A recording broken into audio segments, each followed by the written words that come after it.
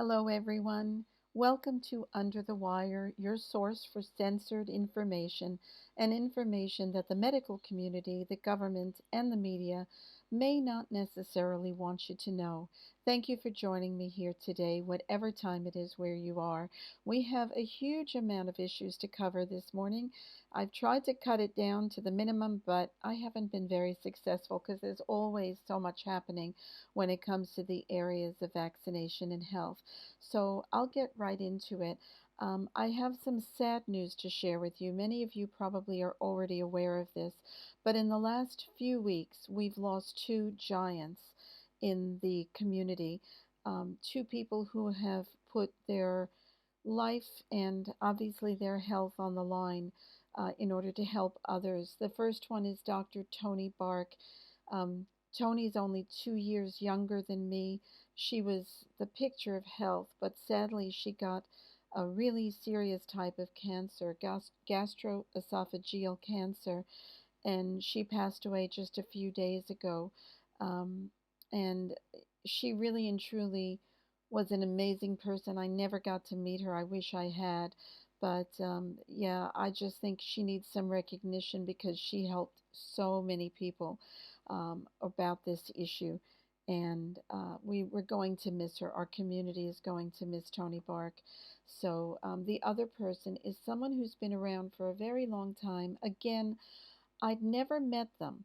I never got to meet Catherine Frompovich, but I've read her stuff for a long time and we had corresponded.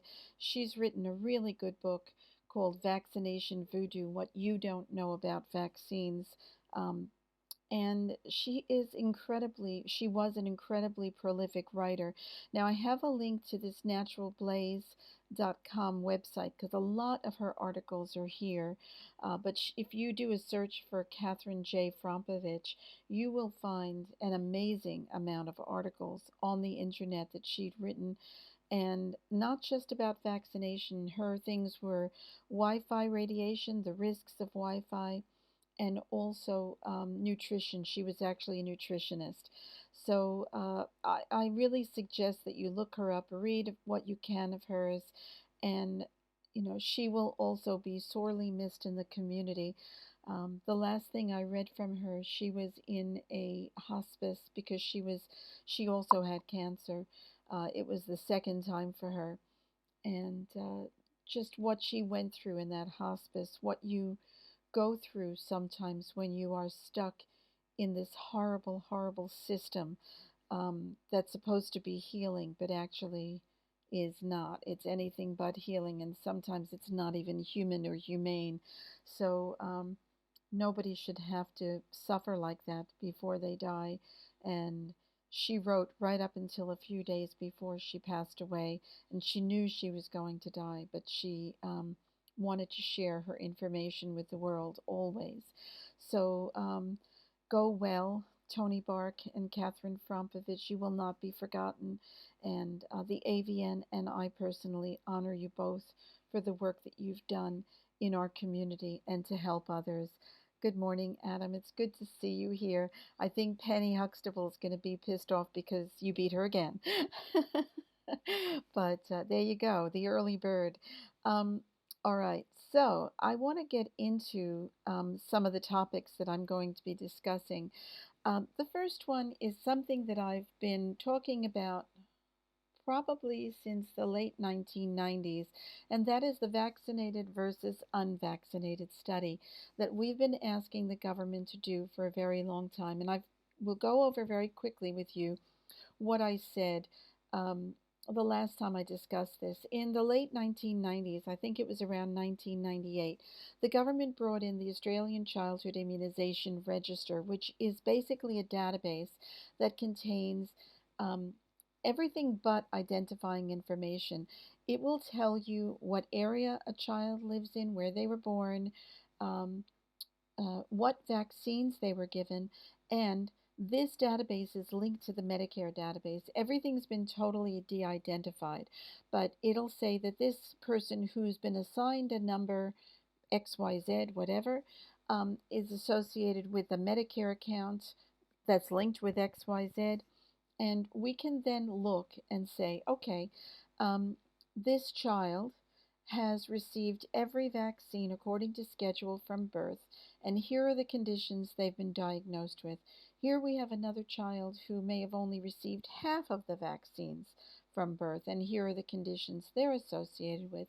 And here's a child who's completely unvaccinated, but their parents have a Medicare card, so they're on the database anyway, and they have been diagnosed with XYZ conditions. So it would be a quick and easy way of actually tracking every single child in Australia to find out whether or not those who are vaccinated fully, those who are vaccinated partially, and those who are completely unvaccinated are healthier. Which group is healthier?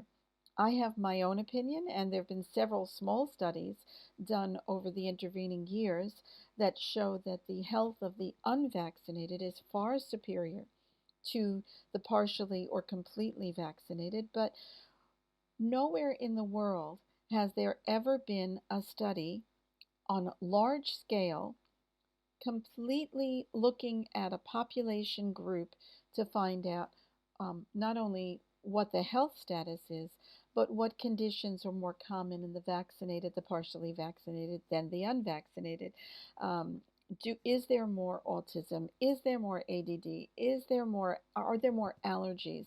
All of these things we can get from the Australian Childhood Immunisation Register, which is now the Australian Immunisation Register, because it includes adults as of 2016. Yeah, 2016. Now, back in 2013, I was on the Sunrise Show. I was invited on to basically speak with the hosts, as was Peter McIntyre, who used to be the head of the National Center for Immunization Research and Surveillance, the NCIRS. I have a video of that interview because there were two things that are really interesting. Number one, the reason that we were talking was because there were 11 cases of measles diagnosed in Brisbane that year. And they were almost all in adults, and the vaccination status was never released. But you can assume that since most people in Australia of that age would have been vaccinated against measles, these adults would have also been vaccinated against measles. But while we were talking, I raised the issue of the study using the register of the vaccinated versus the unvaccinated, because 2 years earlier, when I had been on another show in Sydney, I actually had a chance to speak with Peter McIntyre, and I suggested at that time that that we do a study using that register information. And he said, "Oh yeah, that's really interesting. We should talk about that." But of course, when I wrote to him, he never wrote back. And I actually did a freedom of information. I'm getting ahead of myself. I'm going to show you the video now. I don't know how to edit video. I know it's one of the simplest things you can possibly do.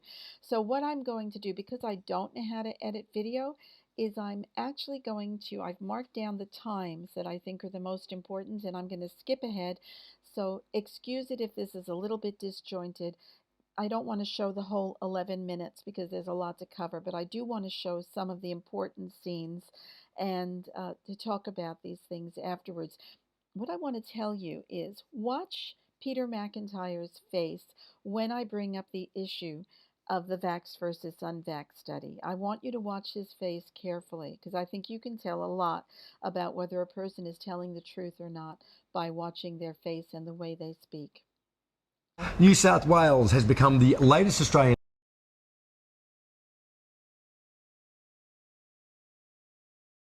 how serious is it, and what are the the potential effects? Well, the only reason it looks serious is because we have so little measles. Yeah. I mean, Australia has basically gotten rid of its own measles. So the only measles we get now is measles from overseas. And what's been happening in all the states, Queensland, New South Wales and Victoria, is Bali is having a measles outbreak. Okay. So in fact, what's happening is people who are not themselves immunised going to Bali from Australia are bringing measles back to Australia. And so, and the problem is that there'll always be some people who are not immune against measles, some people who didn't get vaccinated, or some people who have other health problems, Sure. immune systems not so great, etc., who haven't responded to the vaccine. And that's one of the big reasons to have the measles vaccination rates as high as possible, Yes. to protect those people who we can't protect with the vaccine.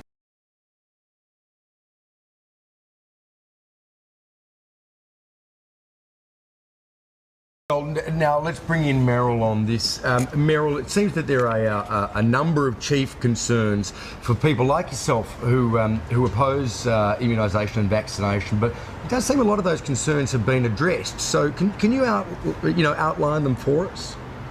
Well, first of all, I have to correct Professor McIntyre because he said that parents who don't vaccinate their children won't be able to get them into school, preschool, or childcare, and that's not correct. All you have to do is register as a conscientious objector.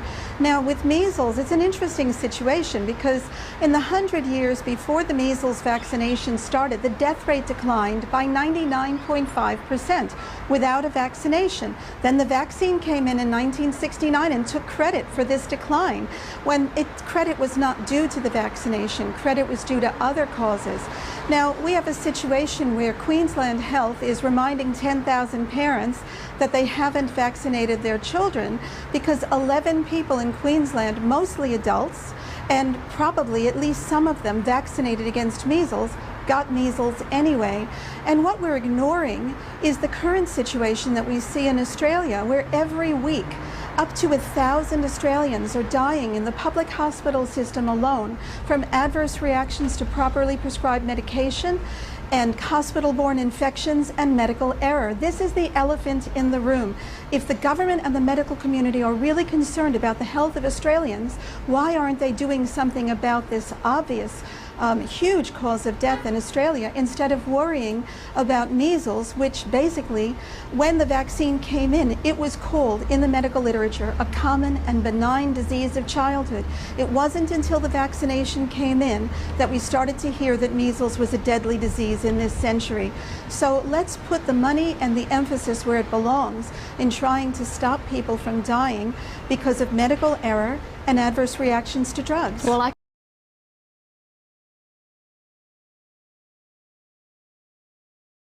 get rid of all deaths from measles and in fact get rid of measles from Australia. But as I said, what we've still got is measles overseas. Meryl, I mean, many people would listen to you and say, okay, well, I suppose there might be, some cause for concern there, but why not be safe rather than sorry? Well, let's put it this way. The Australian Vaccination Network represents thousands of families. Some, like my own, have children who were permanently injured by vaccines. Some, unfortunately, have even lost children to vaccination. We are passionate about children's health. We care deeply about the health of children. Parents have valid concerns. They're asking good scientific questions. And unfortunately, the government is not providing enough information. Now, the last time I met with Peter McIntyre... The questions might be good scientific questions, but haven't the questions been answered in a really good scientific way?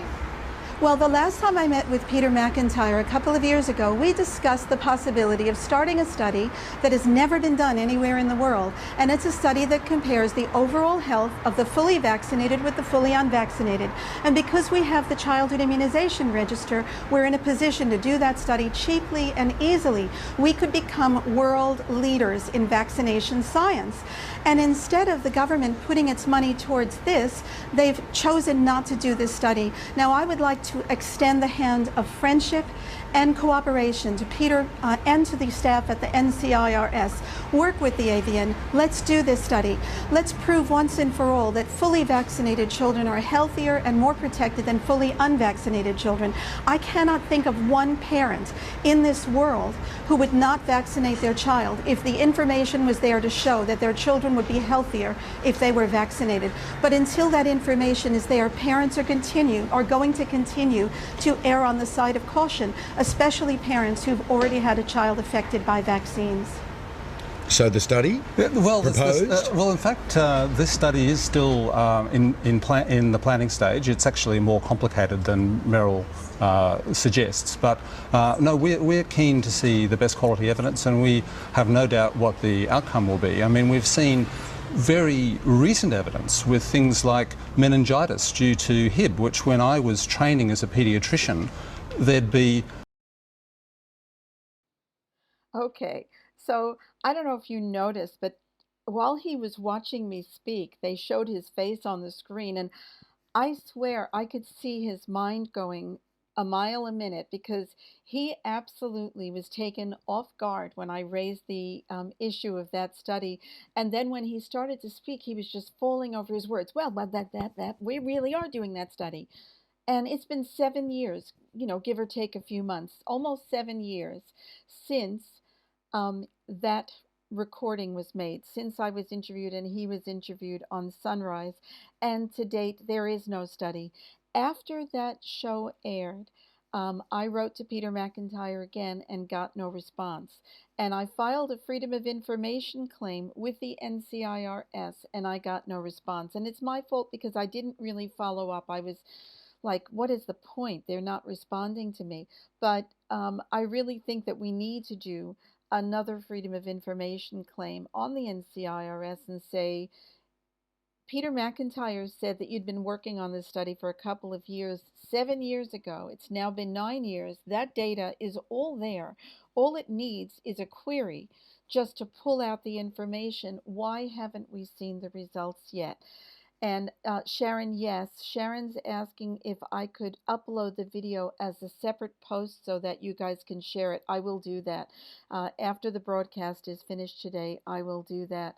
And all they've come up with is the DTaP causes allergies and still recommended for pregnant women and children. Yes, because the purpose is to get everyone vaccinated, not necessarily to look at what is happening. Now, the reason I raised this today is that someone, and I don't know this person, but they've put together a petition, and I have a link to that petition in the notes for today's show. And it's to Parliament to get signatures to push the issue of getting a vaccinated versus unvaccinated study. And I don't really like the way this the wording is on here, but that doesn't really matter. The fact is that we need to get a vaccinated versus unvaccinated study done. This person has actually gone and written this petition. It has almost 4,000 signatures. Now, you remember a few weeks ago, I discussed a petition that had gone to Parliament, been tabled by Parliament, got a personal response from the minister, and was discussed on the floor of Parliament, and that had 4 signatures. Okay, remember that, 4 signatures. Here we have 4,000 signatures, and I want to see if Parliament's actually going to even discuss this. Is that link different? Melanie said, here's the current petition to Parliament. Is that different than the one that I put up? And otherwise, it doesn't matter. Here's another link to the petition, but I don't know if that's the same one, Melanie. Robert asks, how do we do an FOI request? And there is an art to that. I am not that kind of artist. We have people who are trying to help us now with getting FOI requests. If you want to get involved, Robert, please send an email to, hang on a second, I forgot that I can actually type in here while I'm on the phone, avninquiries@avn.org.au, or let me see if I can put that link here. There is a link to being a volunteer for the AVN. I hope I put the right link in. If I didn't, that's going to be very embarrassing. There is a survey that you can fill in order to help us with things. So if that's something that you would like to do, yes, I think I put the right one in. Then you can fill that form in and give us a hand with that. So this petition is a step in the right direction. We need to keep the pressure on. We need to be asking our members of Parliament, do the study. Why haven't you done the study yet? Why are you making vaccinations? Basically, they're not compulsory because there's no legislation to make them compulsory, but de facto compulsory without doing this basic study to show that the children who are vaccinated are healthier and better off than the children who are not vaccinated. And that is the question that all parents want answered. Like I said, if they can prove that vaccines are safe and effective and that the vaccinated children are healthier than their unvaccinated counterparts, parents will vaccinate without question. But parents are not stupid. Well, for the most part, they're not. And I really think that we need to have that sort of information, and we need the government to be doing this study. So if you have not yet signed the petition, please go to that link that Melanie that Melanie shared. I also have a link at the top of the page. I'm sure it's the same link.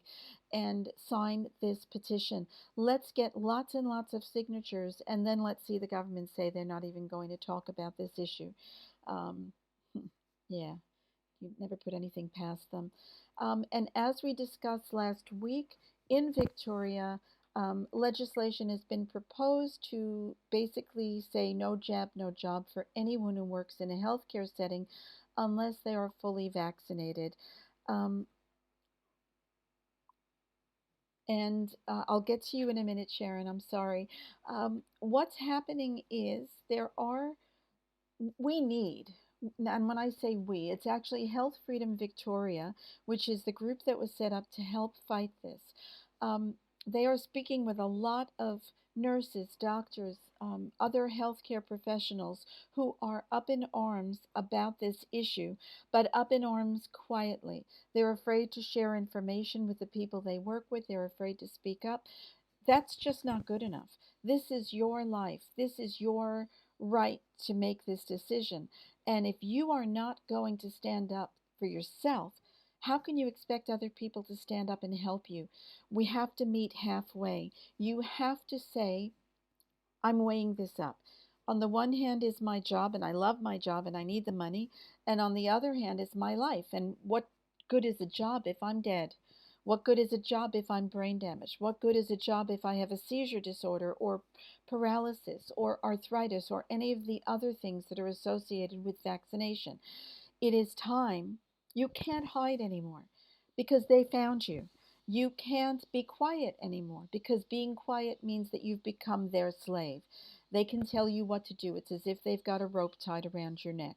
So, you healthcare workers in Victoria need to step up now.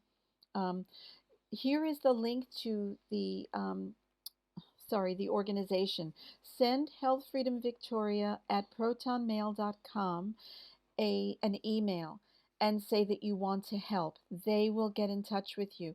We are printing up flyers that you can help distribute.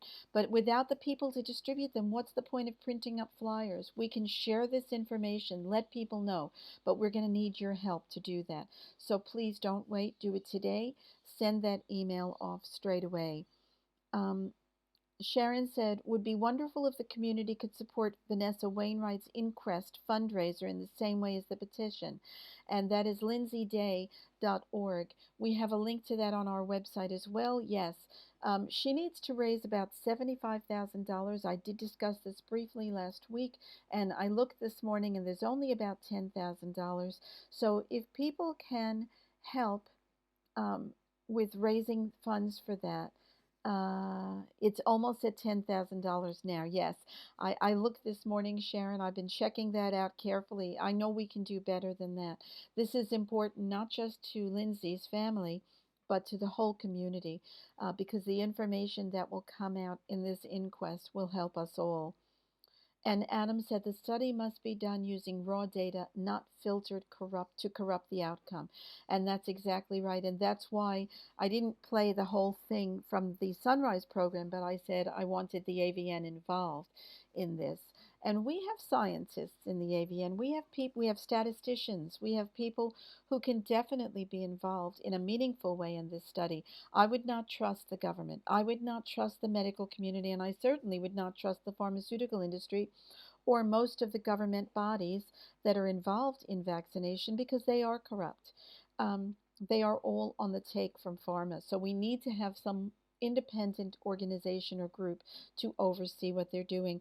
And as I said, that data for the vaccinated versus unvaccinated versus partially vaccinated study, it's already there. And it's been collected since 1998. So there would be millions of names and information on there. That could be the biggest, most comprehensive study in the world, and Australia could be the world leader in vaccination science. When Peter McIntyre said, oh, they already know the outcome, well, how do you know the outcome if you haven't done the study? I can say that I'm pretty sure the outcome would not be what Peter McIntyre said it would have been, as long as it's done in a not corrupt and an unbiased manner. But nobody knows what the outcome of this study is going to be until they do the damn study. So do the study. Um, Now, I want to just briefly touch on coronavirus. I can't help it. I'm sorry, it's still in the news all the time. And I found this. I don't know if it was on Facebook or Twitter, but whatever it was one of those things that make you go, And I've got the wrong page up here. Hang on a second. Let me just get the right page so I can follow along with you. Oh, huh.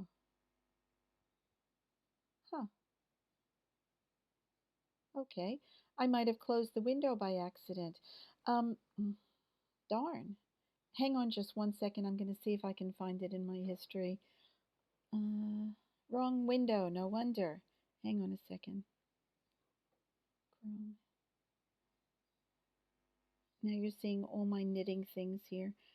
New York Times. New York Times. Oh, I can't find it. Darn.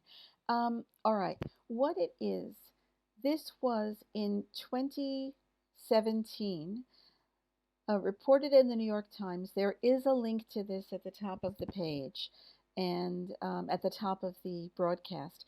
Basically, there had been a 3-year moratorium on scientists' ability to take a virus or a bacterium and try to make it more deadly. You wonder why? Why would they try and stop scientists from doing that? But for 3 years they did. And in 2017, that moratorium was lifted, and that image there is actually coronavirus.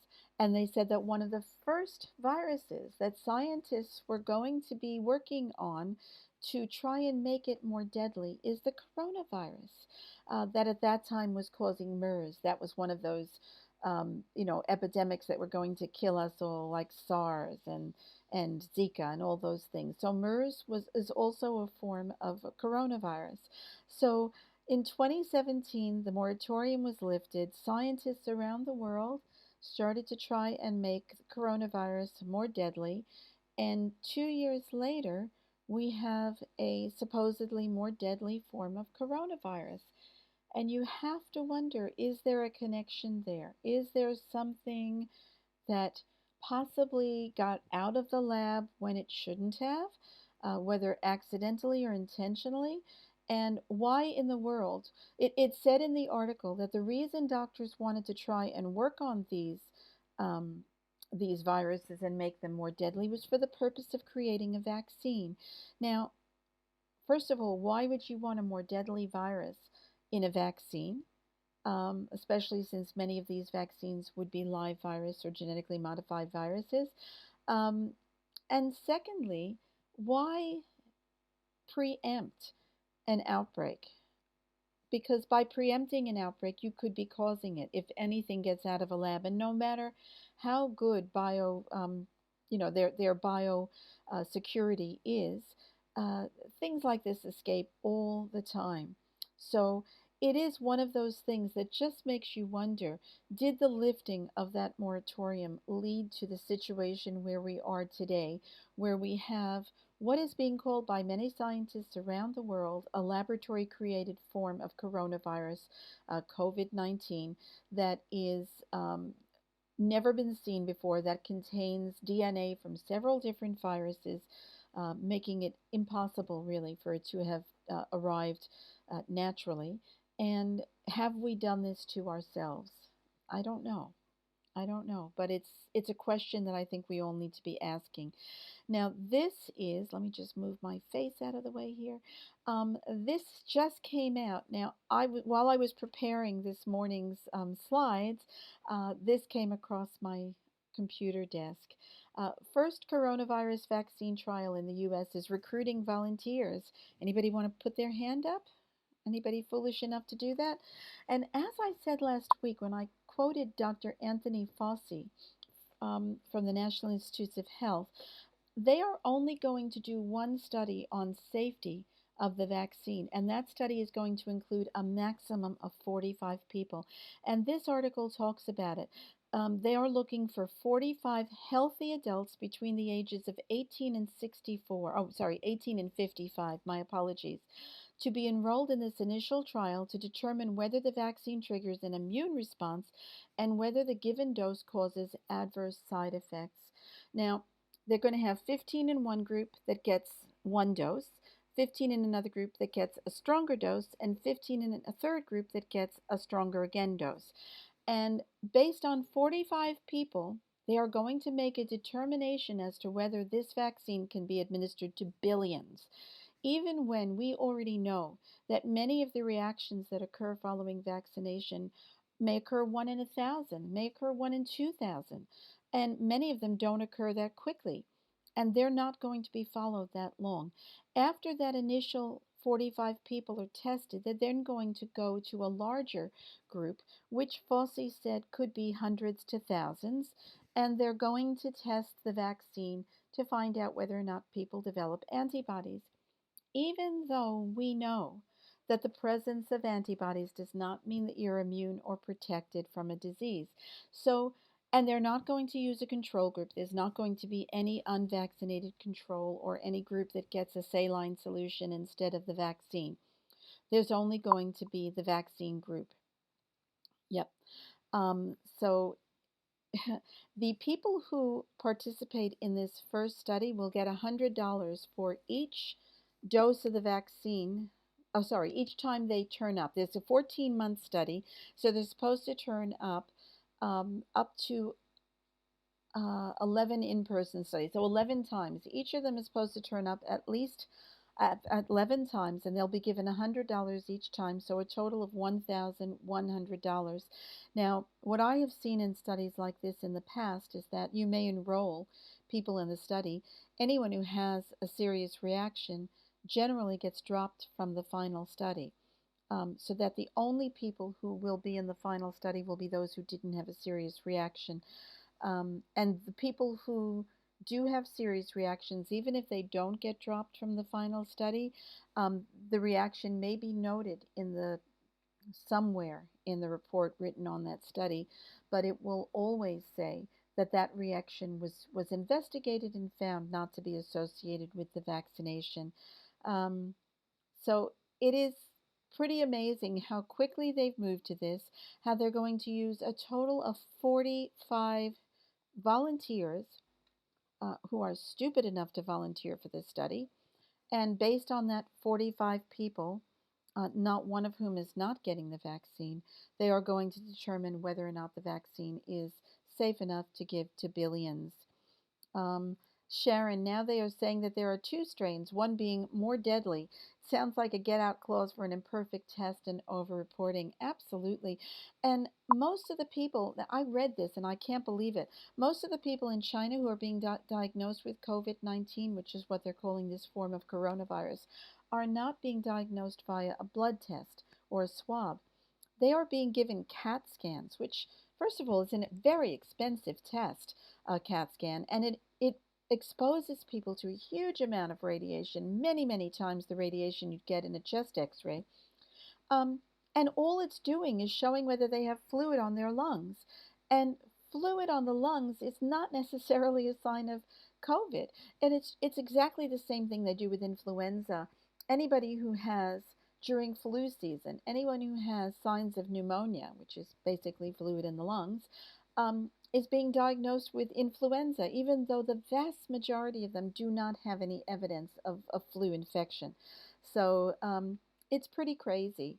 Yeah, Adam said 45 healthy unvaccinated adults. Maybe we should change that to 45 previously healthy unvaccinated adults, and unvaccinated only in that they haven't had this COVID-19 vaccine. Chances are they've had every other vaccine in the world. So this is something to keep an eye on and to keep watching. And it is, I just want to share something with you. Yesterday, I had to drive my daughter up to Ipswich, and there is a Costco there. And I love going to Costco. I take it from me probably because I'm an American, but I just love shopping in Costco, and I don't get to do it very often because there's none near me. So I drove to Ipswich and went to the Costco there, and I needed to get toilet paper. Now, I am not panicking. I am not prepping. I have 8 rolls of toilet paper left in my house. They have good prices on toilet papers. I wanted to get some. The first thing I did when I walked into the Costco was I looked at people's trolleys. I didn't see any food in trolleys. I saw toilet paper, paper towels, tissues, um, everything else you can possibly imagine like that. And I'm like, what the heck is going on? And I went to the toilet paper aisle. All the good toilet paper was gone. They just had one brand that I've never bought before. And they had one, what do you call it, a pallet that was up on a high shelf. And this poor, harassed Costco employee was standing up on a ladder, and he had taken a knife and cut open the pallet, and he was handing down, I think it's 48 rolls in each one of the packages of toilet paper. So I got one, and I got one for my daughter too. And I was not allowed to buy 2 packages of toilet paper. They said you can only buy one, so I had to leave one at the register. But that pallet of toilet paper that he was taking out was the last toilet paper Costco had on site. It was just crazy. And I have to think, if I thought that there was going to be a disaster and I might need to be in my house under quarantine for 3 weeks, because they're saying that it's possible that the incubation period for COVID-19 is up to 24 days. So if I had to be in quarantine for 3 weeks, toilet paper would be the least of my worries. I would want to make sure I had water and food and supplements, whatever else I thought I needed to stay healthy. But people are crazy. They are going out and buying toilet paper. I couldn't buy tissues. There were no tissues left in Costco at all. And I didn't need paper towel because I've already got paper towel. So it's just kind of nuts. So I have a little clip that I'm going to share with you that somebody shared with me yesterday, and I hope you kind of take it in the as humorous and not as something that I'm actually wanting you to take seriously, because it's not serious at all.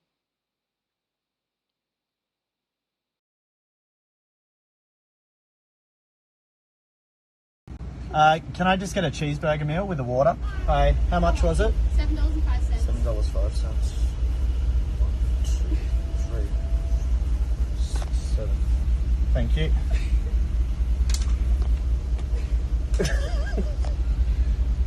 Just $7.05. Oh, was I short? There's $1. Keep the change. I just need to make a deposit. Yes, how much is it for? I haven't counted it, but there's quite a bit here, yeah.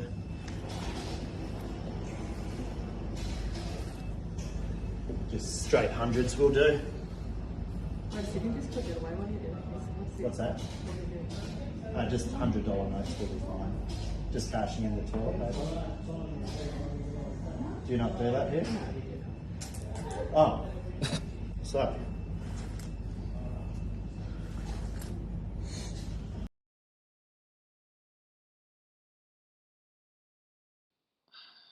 The look on the face of that woman in the bank was just classic. She had no idea what to make of this guy. And it just shows you how dumb everything that's going on now is. People have gotten into fist fights in the supermarkets over toilet paper. Woolworths is limiting people's ability to buy toilet paper. I think you're only allowed to buy 1 package, or I don't know what. Um, and whoever thought that when an infectious disease was coming out and people were afraid they might die, the first thing they thought about was toilet paper? I still don't get the connection. I really don't. Um, Sharon said, we're told not to panic, then look at what PricewaterhouseCoopers are talking up. Are they big investors in pharma? There are alarming projections about the human toll from coronavirus, with one warning that as many as 39 million people could die in a pandemic. The dire outlook from the advisory firm PricewaterhouseCoopers warns half of the world's population could contract the deadly disease over the next year. The deadly disease. Is coronavirus deadly? Um, so far, it's a lot less deadly than influenza. And less deadly than many other infections that we've been warned about, like Ebola, which I think they're saying Ebola has an 80% mortality rate. So 8 out of 10 who get Ebola will die from it, according to what the people are saying. I think the death rate from coronavirus is about 3%. And the thing is that we don't even know that people who have coronavirus because they're not testing, number one. They're doing CAT scans. And even when they do test, the CDC's test kit that was sent out to test for coronavirus is giving false negatives, sadly. And the people in the United States, at least, who've been dying from coronavirus have all died in hospital, and they've all been treated with Tamiflu and other antivirals, which by themselves can cause you to die. So are people dying from coronavirus? If they didn't go to hospital, would they still be here today? I don't know. I don't know the answer to that, but neither does anyone else. Um, Taiwan and China have started treating people who've been diagnosed with coronavirus with high dose intravenous vitamin C. And you wouldn't want to know it, but their survival rate has just shot right up. Are we going to see this sort of thing being done in Australia? I doubt it, because hospitals here don't know anything about intravenous vitamin C, nor will they take the time to learn anything about it, because all they know or care about are drugs. And intravenous vitamin C is not a drug. A pharmaceutical company can't make money off of it, and there's no patent on it because it's a natural product. But we've known for a very long time, Linus Pauling outlined this, Dr. Thomas Levy outlined this, that vitamin C is broad spectrum. It can help cure people who have viral and bacterial infections. And the way that it does it, you need to have a lot of it in an acute situation. So, intravenous administration is a great way to do that. So keep watching the space. I'm sure we have not seen the last of the coronavirus that ate New York, but it is one of those things that the world is panicking about for absolutely no reason. Now, talk about people who are brainwashed by what they are told. I want to share this. This was on Facebook. My son is highly allergic to vaccines, but we choose to have him vaccinated anyway. How crazy is that? He's 5 in May. Every vaccine he has, he's admitted into hospital, given the vaccine, and a nurse doesn't leave his side until we are out of the reaction stage. Normally, we are in for 9 hours at a time. He's placed on a heart monitor, and everything to help reverse the reaction is in arm's distance prepared. So that person they're speaking with says, what happens to him? Heart rate, I'm assuming, increases rapidly. His body swells massively, including his tongue, and he gets burn-like blisters. First time we witnessed this, it was horrific. Now we know there's a 50-50 chance every time he has it done, because they can't pinpoint exactly what it is that makes him react. So we have to blanket cover every vaccine. And then the last thing she says, I don't have the whole thing. This is just the screenshot I had. Give it to them. Isn't that what we do as parents anyway? We don't know if they'll have a bad, I'm assuming, reaction. And Penny, you've said child abuse. I agree. If we took the word vaccine out and put peanuts in, and we had a child who had a severe anaphylactic peanut allergy, because that is an anaphylactic reaction, the swelling of the tongue, the blisters, all of those things, the heart rate, those can cause that child to die. For measles, measles, mumps, and rubella, whooping cough, all those things.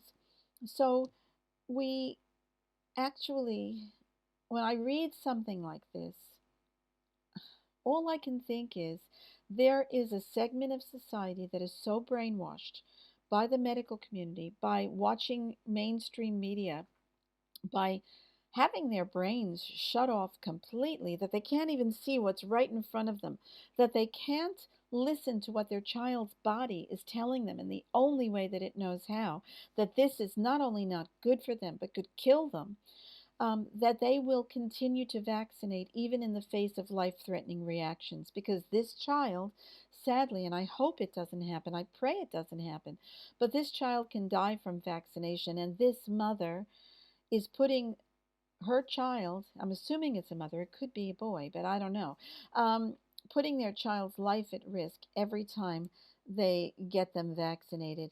So when I look at what's happening with coronavirus, when I look at the toilet paper situation and the craziness in society and the panic over the common cold, and I think, wow, why are we doing this? I think about this and I say, yeah, there are people out there who are just not thinking and not capable of logical thought because they are so wrapped up. It is like the religion in the Middle Ages. Whatever the priest told you, you believed because that was the word of God.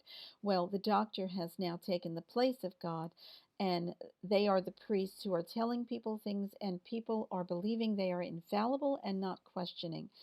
And yeah.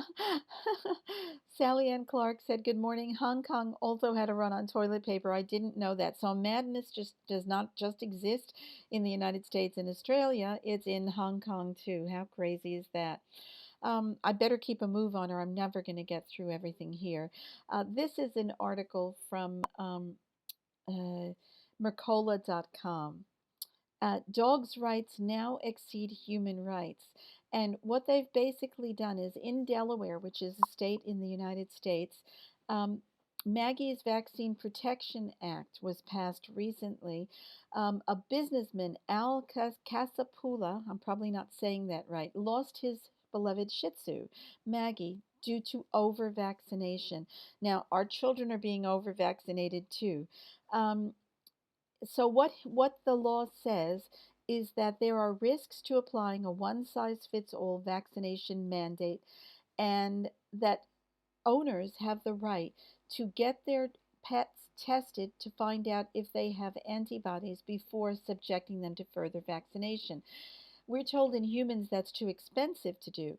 So, for instance, we're told that the measles, mumps, rubella vaccine conveys 95% protection to the people who get it. But a vaccine dose is given at 12 months and another one at 15 months. And the reason for that is to pick up that 5% who may not have developed protection, and by protection they mean antibodies, from the vaccination the first time. We know that booster vaccinations quite often um, last a very short time. And if you didn't respond the first time, what is the evidence that you will respond the second time? There's no evidence to that. Non-responders are just non-responders and they don't develop antibodies following vaccination. And at least with hepatitis B, non-responders who are revaccinated are at a far higher risk of having serious reactions to that vaccine. So here we have a sign that you can actually do this for a pet. You can get a blood test taken, and if there are antibodies, you can be excused from the mandatory vaccination requirements for animals, but you can't do the same for your child. You can't do the same as an employee in a hospital.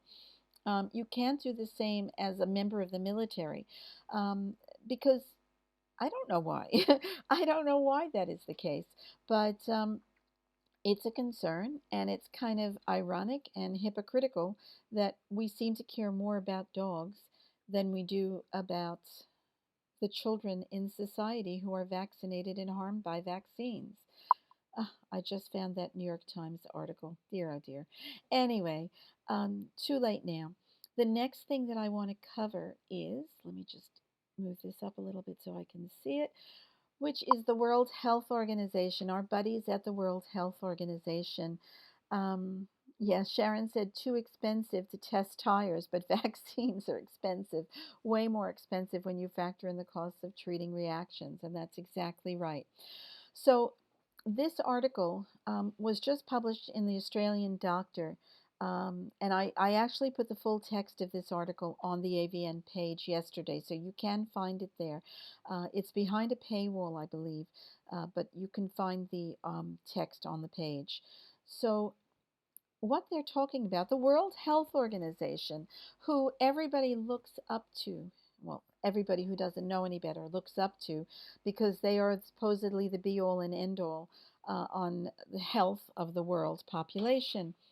Um, and what this says is every 2 minutes a child dies from malaria in sub-Saharan Africa, according to UNICEF. Now, for those who aren't aware of how the World Health Organization plays with statistics, Greg Beatty's book, Fooling Ourselves on the Fundamental Value of Vaccines, has a brilliant chapter on that. When they say every 2 minutes a child dies from malaria, that's just a computer model. That's not true. But regardless, even if it is true, they don't have any evidence of that. So, GlaxoSmithKline, which is a pharmaceutical company that has paid billions of dollars in fraud judgments just in the last few years, who we cannot trust as far as we can throw, has developed a vaccine called Mosquirix. I hope I'm saying that right. I have no idea. I guess they're playing on the word mosquito.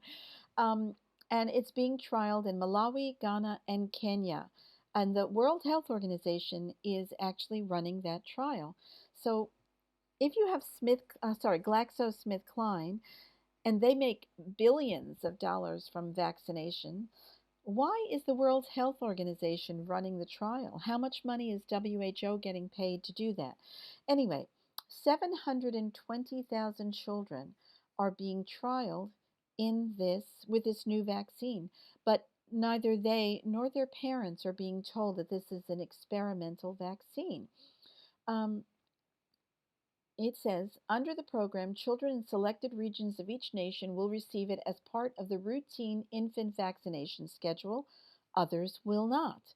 So they're withholding the vaccine from one group and giving it to another in order to test it. But they're not telling anybody that this is part of a test.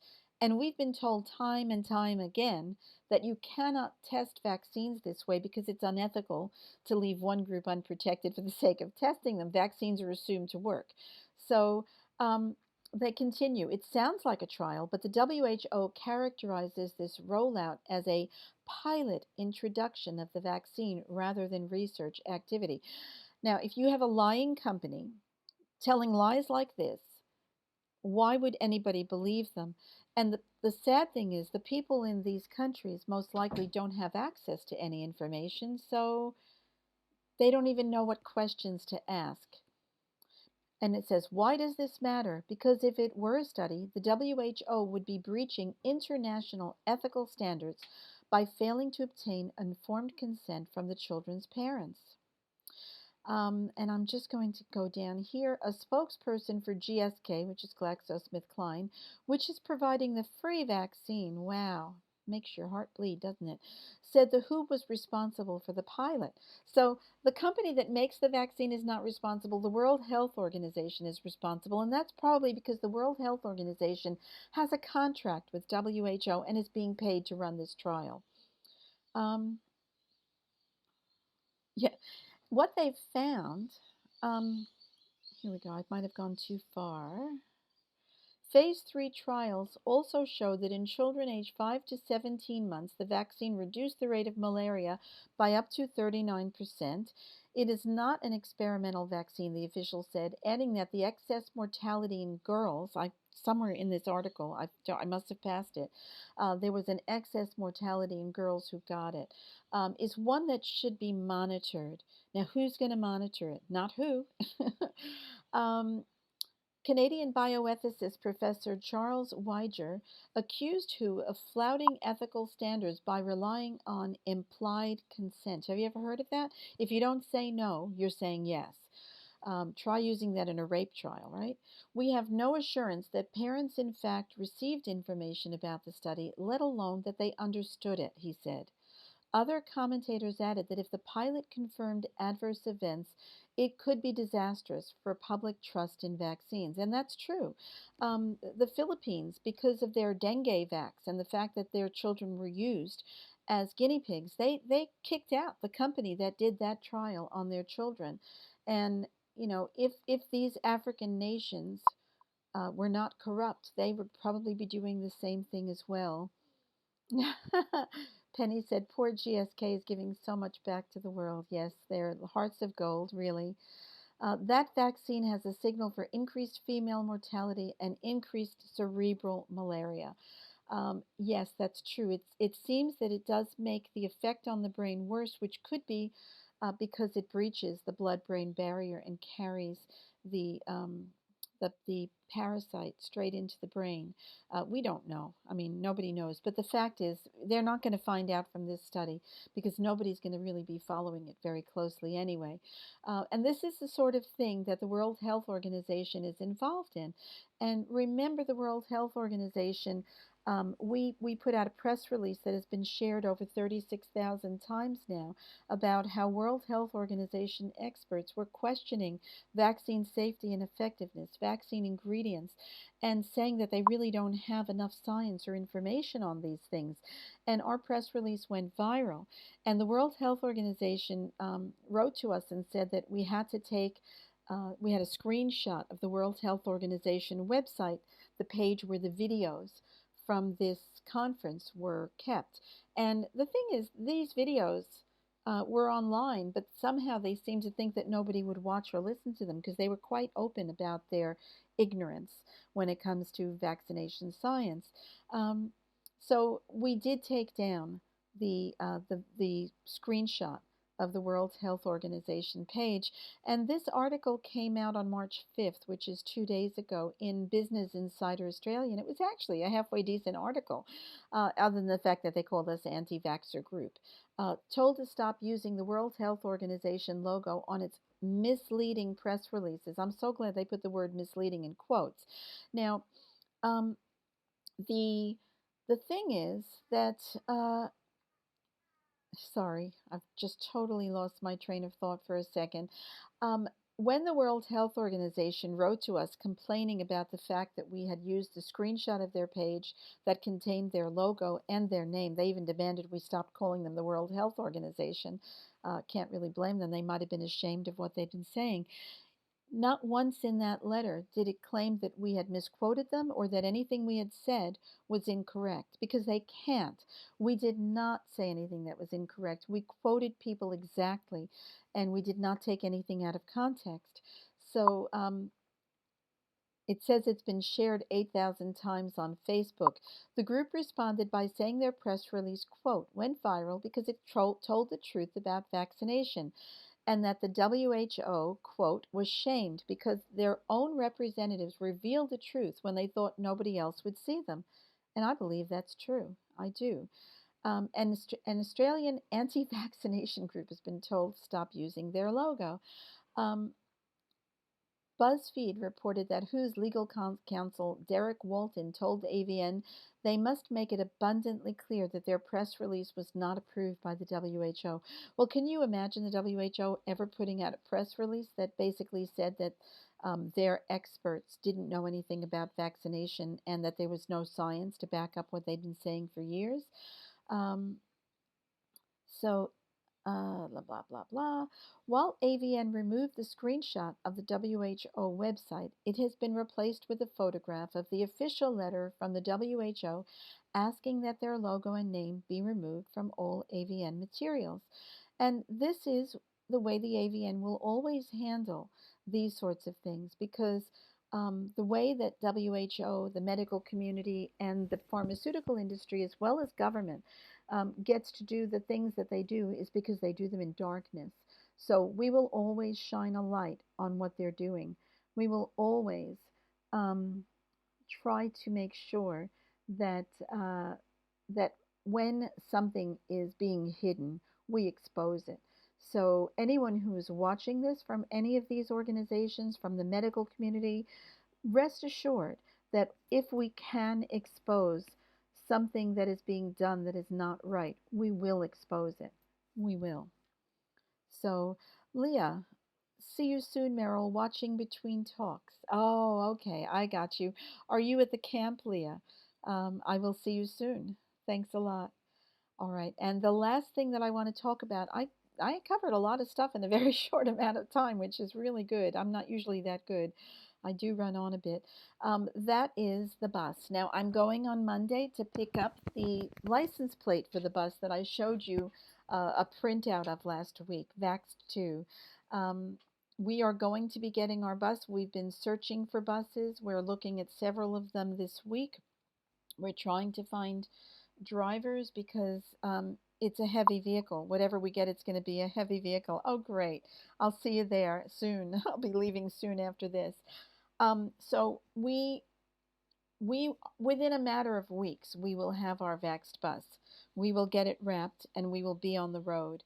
Um, we are urgently asking everyone to become a member of the AVN and to donate what they can afford to the Vaxxed bus.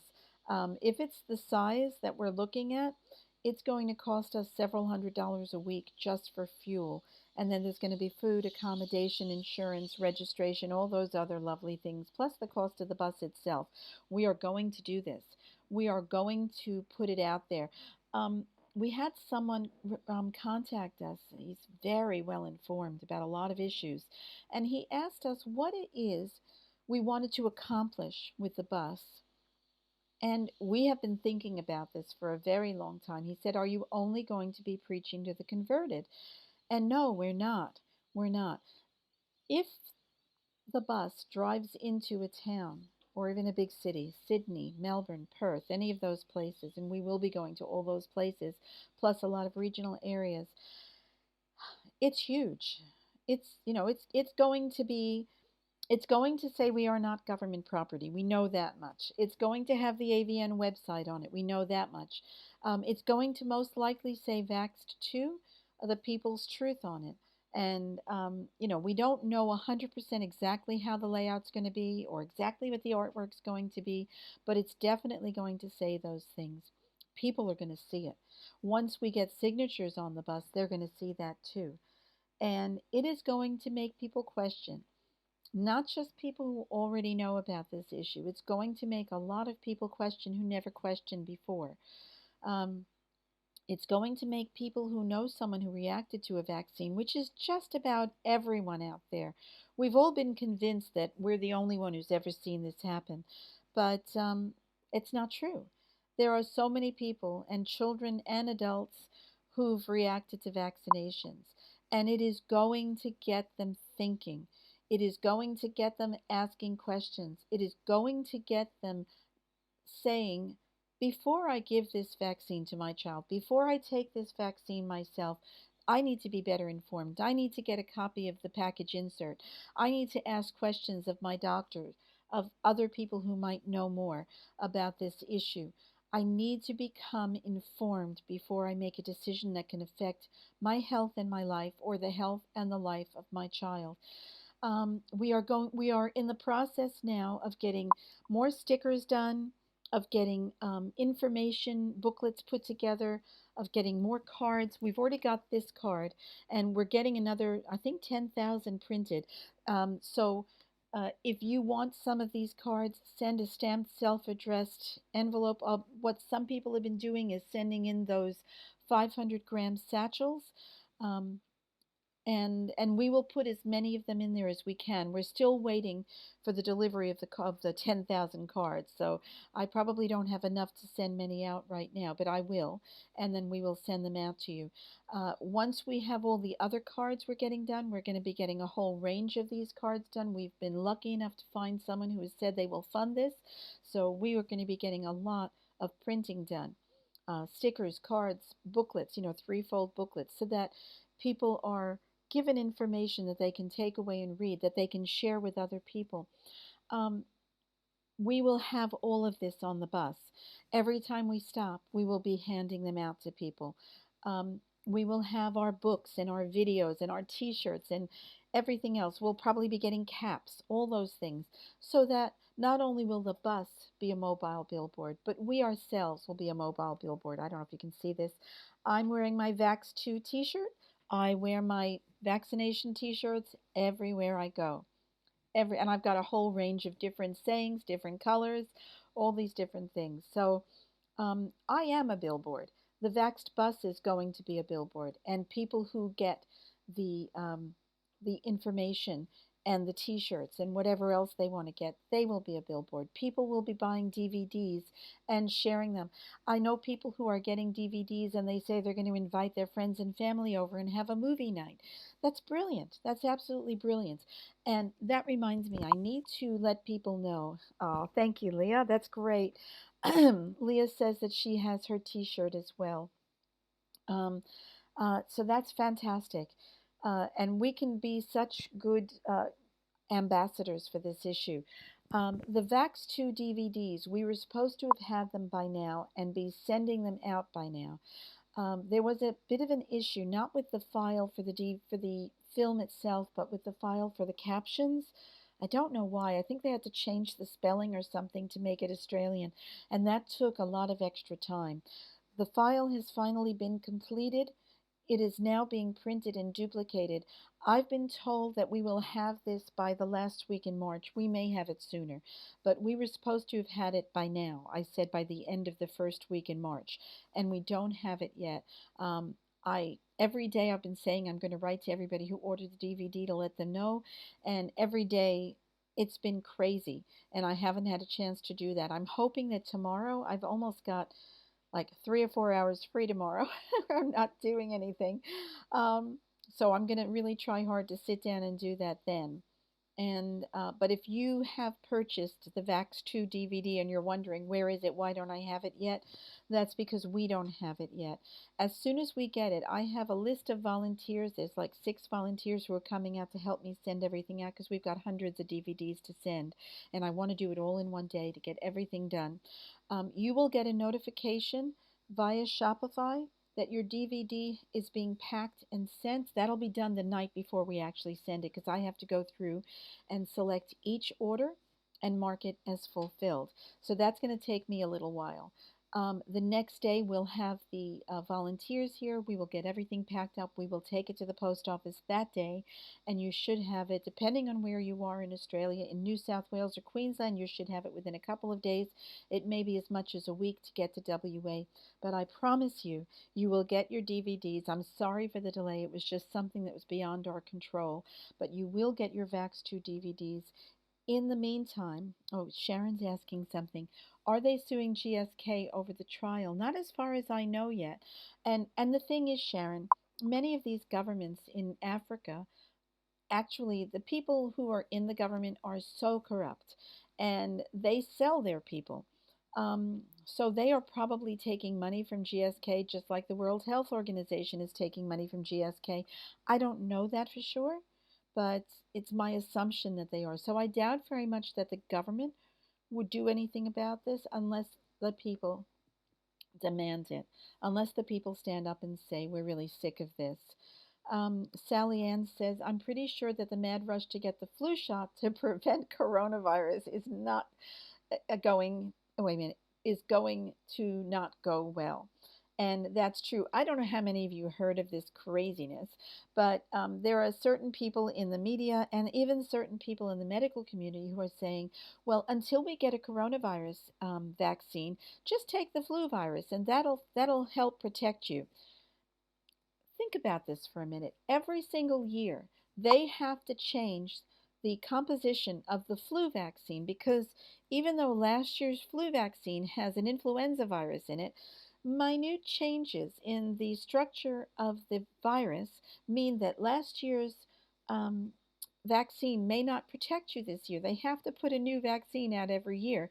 That's how exact they're saying we need to be with the vaccine in order to get protection. And the flu vaccine is among the least protective, even according to the medical community's own yardstick, which is antibodies. I think last year it was under 10%. The year before it was about 17%. This is a vaccine that does nothing except cause harm, basically.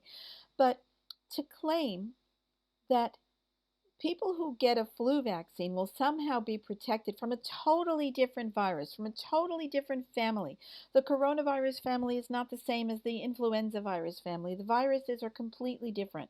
They have a different structure. They work differently. To say that, I mean, that's just marketing. That is not science. That is not anything to do with science. That is just craziness. So, yeah, I think that Sally Ann, you're spot on. This campaign is not going to go well. And hopefully, the fact that they keep making these stupid mistakes, the fact that they keep making these pronouncements that are so obvious, even blind Freddie can see them, is slowly but surely going to chip away at the confidence that people have about vaccination. Maybe even the confidence that poor mother with the 5-year-old who was put in hospital every time to get vaccinated, maybe even she would start to question vaccination eventually if enough of these things come public. Yeah, Penny said, sadly, the correlation of vaccine and injury never connects. Not in the medical community, it doesn't, but in the hearts and minds of the population, it's starting to. They are saying the coronavirus is already changing. Two different strains that were reported last week. There was a study done, I can't find it. I've been trying to find it for the last few years, where they uh, I think it might have actually come out of China. I could be wrong, but it was on the human papillomavirus, and they tested, I think, 8,000 women who had evidence of a previous HPV infection. It was a lot of people. It was about 8,000 people. And they tested the strain of HPV that these women had, and each woman had a slightly different strain of HPV. And what they said is, it is possible that our bodies actually change the virus when we're infected with it. And if that's the case, what does that say to the effectiveness of vaccines against a specific virus, which you may not even have? Number one. Number two, we know that our bodies create viruses. Our bodies make viruses all the time. So by trying to combat something that our body may have made, are we actually doing the right thing by our body? What is the purpose of a virus? Is a virus, like a bacterium, meant to actually be like a garbage disposal for the body? Help us remove things like toxins that are harmful to us. And by suppressing that ability, are we actually making our bodies more toxic? Are we making ourselves sicker? Um, it appears that something is making us sicker and more toxic, and vaccines may play a role in that. That's a question that the medical community doesn't seem to want to answer. Immune suppression by vaccines. Vaccines are by nature immune suppressive. Um, you won't read this today, but in studies that were done in the 1970s and 80s, they talked about what's called a window of opportunity. For 90 days after you receive a vaccination, your immune system will be suppressed and you are more susceptible to infection with what's called invasive bacterium. So things like meningitis, septicemia, more common in that 90-day period after vaccination. So yeah, we are suppressing our immune system with vaccines, and we give so many vaccines so close together that that window of opportunity is wide open. It never closes. If the trial goes badly and people die, then it will have the reverse effect. Exactly. As long as people are made aware of it, like they did in the Philippines. People in the Philippines are refusing vaccines because of this. People in the Arab countries, in Asia Minor, and places like that, they know that vaccines are contaminated with things that they're not supposed to have, and they're refusing to take them because of that. And that's something that they're learning. And because of that, they're making a decision not to vaccinate. Penny says, Nash, she's sacrificing her child for the religion. Yes, she is treating this vaccine science as if it was a religion, because there is no real vaccine science. It's all religion. So, yeah, you're absolutely right. Now, I have to get going to see Leah Harris. So I'm going to have to leave you now, but I appreciate, as always, everyone joining me here. I'd like to ask, if possible, if you can share today's broadcasts on social media for us, and get it out to other Facebook, Instagram pages, all those places. Let's help share this message and get other people informed about vaccination risks. Yes, Sally Ann says they give vaccines so close together that two babies, that they stay immunosuppressed. Yes, they do. And that's what I mean. That window of opportunity just stays open. It never has a chance to close. We see this all the time, where people stop giving their children vaccines and the children start to improve in health, and something happens. They feel they have to vaccinate because of no jab, no pay, no jab, no play. A partner forces them to vaccinate, and the child goes straight downhill again, because that immune suppression, the more often you force that, the longer and the harder it will be to actually recover from it. And some children and some adults sadly never do recover. So this is why we need to share this information. We need to make sure that people have the option to make an informed choice and not just vaccinate because it's the thing to do. Ah, thank you, Anita, so much. That's great. I appreciate that. And thank you again, everyone. I will see you next week. Oh, I do have to tell you, I worked with the guy from Ecamm Live. Now, we have a workaround. It's not a real solution to the sound problem, but the workaround will work. And next week and for the weeks after, we should be able to bring you more interviews without worrying about the sound issue. So thank you for your patience. Thank you, Tracy, too. Thank you for your patience with this, and I look forward to seeing you all next week on Under the Wire. Take care, all. Bye-bye.